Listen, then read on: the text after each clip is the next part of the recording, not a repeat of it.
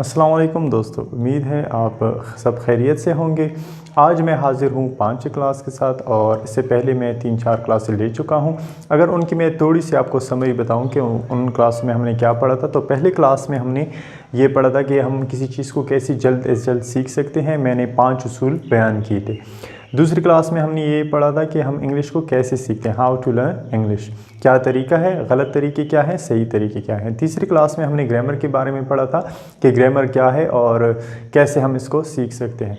चौथी क्लास में हमने नाउन पढ़ा था और नाउन के 7 अक़साम भी पढ़े थे, common, proper, collective, material, abstract, verbal और कंपाउंड नाउन। ये 7 अक़साम भी हमने पढ़े थे।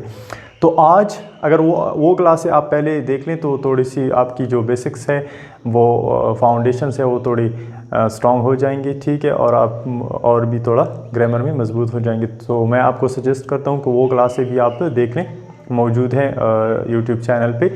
और इसके अलावा आज हम पढ़ेंगे एक ज़बरदस्त टॉपिक है आज का, वो भी नाउन के हवाले से है, लेकिन ये अलग लिहाज से हम 2 अक़साम पढ़ेंगे। अलग लिहाज का मतलब ये है, अगर मैं किसी बंदे को से पूछूं कि आप कौन हो, तो इसका मुख्तलिफ जवाब हो सकता है मुख्तलिफ लिहाज से। अगर मैं कहूं कि प्रोफेशन के लिहाज से आप कौन हो, तो वो कहेगा कि या तो वो स्टूडेंट है, डॉक्टर है, या कोई इंजीनियर या कोई वगैरह, ठीक है। और अगर मैं कहूँ मज़हब के लिहाज से आप कौन हो, तो आप मुस्लिम, सिख, हिंदू एक्सेट्रा। तो एक इंसान मुख्तलिफ लिहाज से, मुख्तलिफ एंगल से मुख्तलिफ हो सकता है, ठीक है। तो इस वजह से नाउन जो है ये भी मुख्तलिफ लिहाज से मुख्तलिफ। वो जो हमने 7 अक़साम पढ़े थे वो तो ठीक है अपनी जगह पे, लेकिन आज हम काउंट के लिहाज से पढ़ेंगे कि बाज़ नाउन काउंटेबल है और अनकाउंटेबल है, और इसमें थोड़ी कन्फ्यूजन भी है, और आज हम उस कन्फ्यूजन को दूर करेंगे। So let's get started.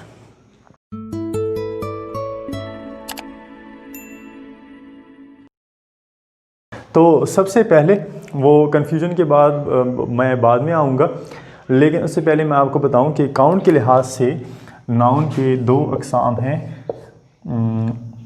Count के लिहाज से नाउन के 2 अक़साम हैं, और वो है काउंटेबल और अनकाउंटेबल। अच्छा, तो इसका जो डिफिनीशन है, सही डिफिनीशन, किताबों की डिफिनीशन जहाँ तक ताल्लुक़ है, किताबों में मैंने देखा वहाँ पे एक गलती की गई है, वो मैं आपको बताऊंगा कि कौन सी गलती है। उस वजह से थोड़ा कन्फ्यूजन पैदा हो गया है। आज मैं आपको सही डिफिनीशन बताऊंगा।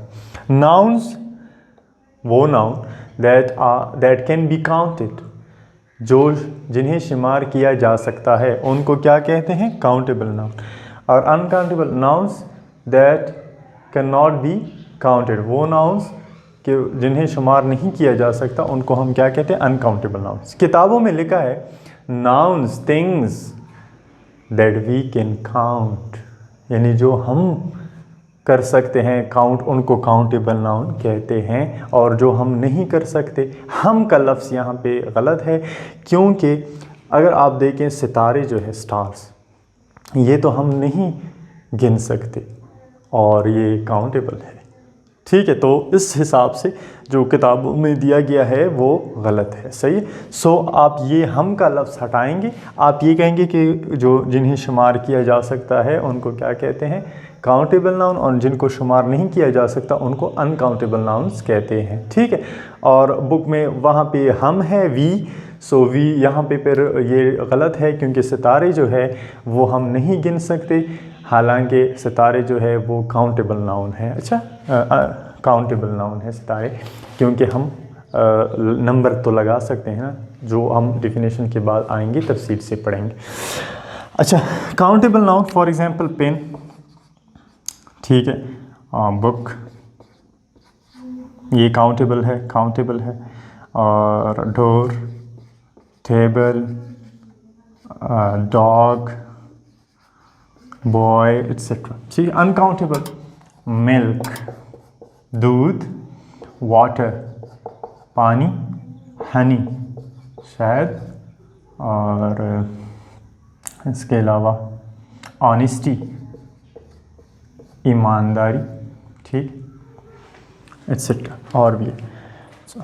हेयर, बाल, यहाँ पे थोड़ा कन्फ्यूजन है, मैं बाद में क्लियर करूँगा, ठीक है। हेयर, और इसके अलावा वीट, गंदम एट्सेट्रा। ठीक है, अच्छा दो बातें याद रखें, मैं आपको दो टिप्स बताता हूँ।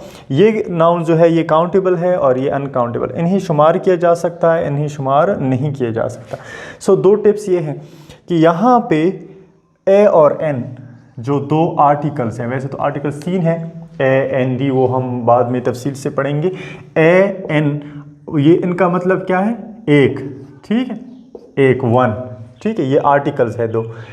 इनके सामने, अच्छा ए और एन में क्या फ़र्क है, एक ही बात है, लेकिन जो नेक्स्ट वाला लफ्ज़ है वो अगर वावल आवाज़ से स्टार्ट होता हो तो फिर हम एन लगाते हैं, और अगर कॉन्सोनेंट आवाज़ से स्टार्ट होता हो तो फिर हम ए लगाते हैं। फॉर एग्जांपल अगर मैं कहूँ कि मेरे पास एक गाड़ी है इंग्लिश में, तो आई हैव अ कार, ए इस वजह से मैंने लगाया कि वहाँ पे सी से स्टार्ट होता है। और अगर मैं कहूँ कि मेरे पास एक सेब है, तो मैं क्या कहूँगा, आई हैव एन एप्पल, क्योंकि वहाँ पे एप्पल वावल आवाज़ से स्टार्ट होता है, तो इस वजह से मैंने एन लगाया, वो तो ठीक हो गया। अच्छा ये दोनों इनके सामने हम लगा सकते हैं, लेकिन अनकाउंटेबल नाउन के सामने ए और एन को नहीं लगाना है, ये गलती होगी फिर। ठीक है, a pen, a book, a door, a table, a dog, ठीक है, या एन एप्पल, सही, और एन के साथ ए और एन नहीं लगाया जा सकता। ठीक है, अच्छा जी, दूसरी बात यह है कि इनका वाहिद और जमा हो सकता है, यानी कि पेन पेन्स, बुक बुक्स, ये एस लगा के, बाज़ दफ़ा हम एस लगाते हैं, ये वो हम तफसील से पढ़ेंगे नेक्स्ट क्लास में, लेकिन इनके साथ हम एस लगा सकते हैं, इनके साथ हम एस नहीं लगा सकते जमा बनाने के लिए। ठीक है, तो ये दूसरा टिप हो गया, सही। अच्छा तीसरी बात ये है कि यहाँ पे हम 2, 3 का जो नंबर है वो लगा सकते हैं। फॉर एग्ज़ाम्पल अगर मैं कहूँ कि मेरे पास 3 पेन हैं, कलम है, तो मैं कहूँगा आई हैव 3 पेन्स, तो मैंने 3 लगाया।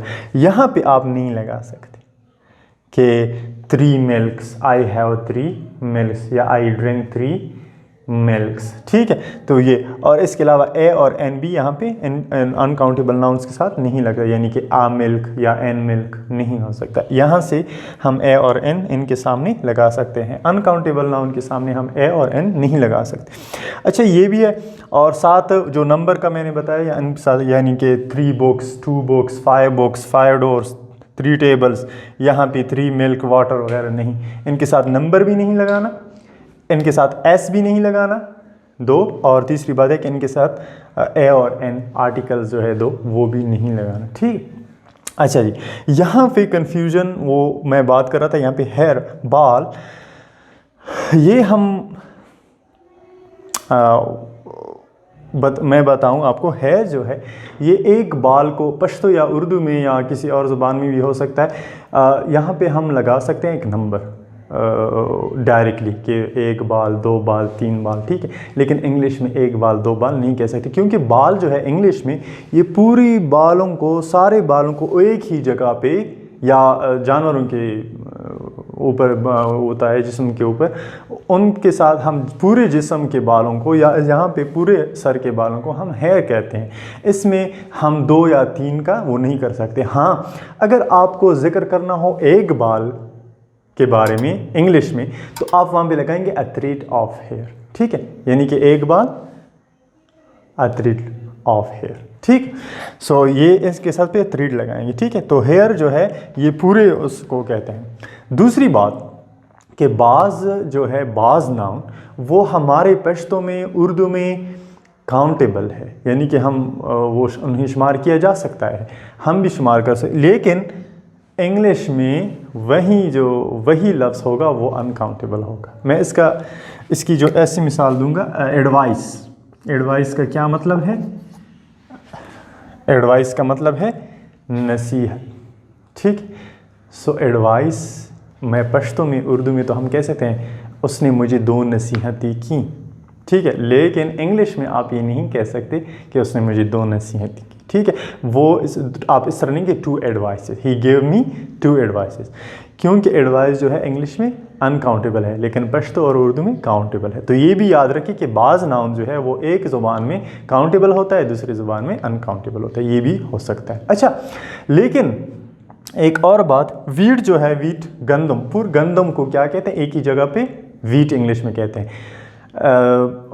और ये अनकाउंटेबल है। आप कहेंगे कि यार वो तो हम शुमार कर सकते, नहीं हम नहीं शुमार कर सकते, हम तो दाने शुमार करते हैं ना। अगर दाने का लफ्ज़ मैं लगा लूँ फिर तो कोई फ़ायदा नहीं हो, फिर तो दुनिया में हर एक चीज़ काउंटेबल है, क्योंकि पानी भी फिर काउंटेबल है। अ ग्लास ऑफ वाटर, 1 गिलास, 2 गिलास पानी का, 3 गिलास नहीं, वो हम दाने शुमार करेंगे, गंदम के 2 दाने, 3 दाने, 4 दाने, ठीक है।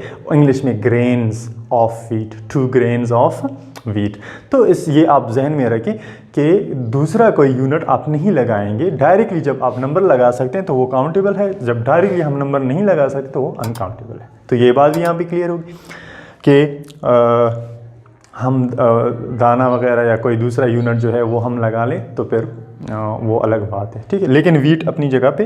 चाक जो है, चाक जो हम छोटा सा जो चाक होता है बोर्ड पे लिखते हैं वो पीस ऑफ चाक है। अच्छा, वो चाक नहीं है। चाक तो जिस चीज़ से बने फुल को क्या कहते हैं, चाक कहते हैं, ठीक है। अच्छा, ये भी क्लियर हो गया।